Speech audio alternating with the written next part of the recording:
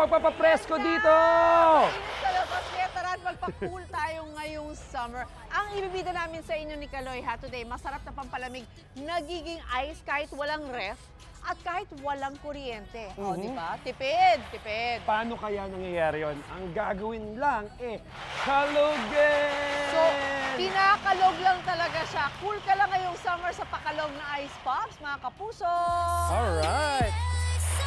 Makasama natin ang may-ari ng pakalog na ice pops business na ito na si Jasmine Kate de la Cruz. Hi, Jasmine. Good morning. Salamat sa Hello. pagpapakalog mo sa amin this morning. Alright. Marami na tayong na-display dyan. Kailangan na Okay. kailangan namin dito yan sa studio. Jasmine, curious na kaming lahat. Ano nga ba itong pakalog ice pops at bakit kailangan kalugin mo? Actually. Oo nga ba? Ba't kinakalog? Ito po kasi popsicle po siya na nanggaling po siya sa Thailand, and the reason why kaya po siya kinakalog is para mas na-help po siya na tumigas. Kasi ito pong mga popsicle natin is liquid, and then titigas po siya ng walang kuryente. Oo nga, walang kuryente talaga. Ang galing, di ba? Walang refrigerator, walang freezer. Tipid, kumbaga. Sobra. At saka, yung kapital mo ay hindi naman ganun kailangan. Dapat kalaki. Gaano katagal ba bago tumigas yung ice pops? Kasi Oo kanina nga. ko pa inaalog yan, pero mukha namang okay na. So, naabot lang po ng 15 to 20 minutes, then matigas na po yung Yung 15 to 20 popsicle. minutes ba yan? Sobrang kalog dapat? Continuous? Hindi naman po, kahit ganyan lang po. Or pwede naman may kapalitan kapag Pakita medyo nga nangawit natin ka, yun. no?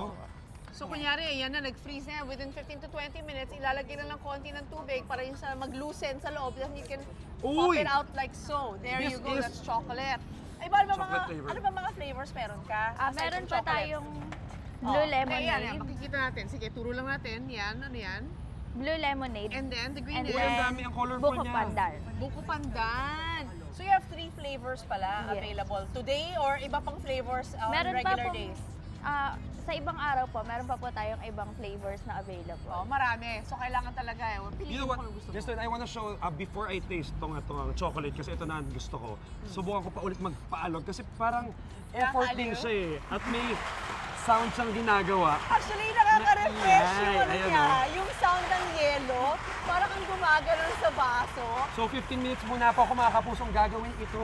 Oh, pero ito, Jasmine, tanong ko magkano naman binibenta yung Magkano bawat kada isang isa? piraso bago ko kainin tong chocolate. Baka i-charge mo ako. Hindi. Kano to ka? Napibenta po siya ng 10 pesos per stick. Uy, wow! Not bad. I mean, Kaya. para naman hindi ka pawisan at mainitan ngayong summer. Eh, ito perfect. At hindi ka rin papawisan dahil mura lang siya. Yes, 10 pesos is fine, di exactly. ba? Ngayon, Ayan. titikman ko na itong chocolate flavor. Yan. Thank you, Jasmine, for bringing everything here today and feeding everybody. No? Para hindi mainitan. Now, for more summer coolers, mga kapuso na siguradong magpapakool sa inyong summer, tutok lang lagi dito sa Unang Hirit.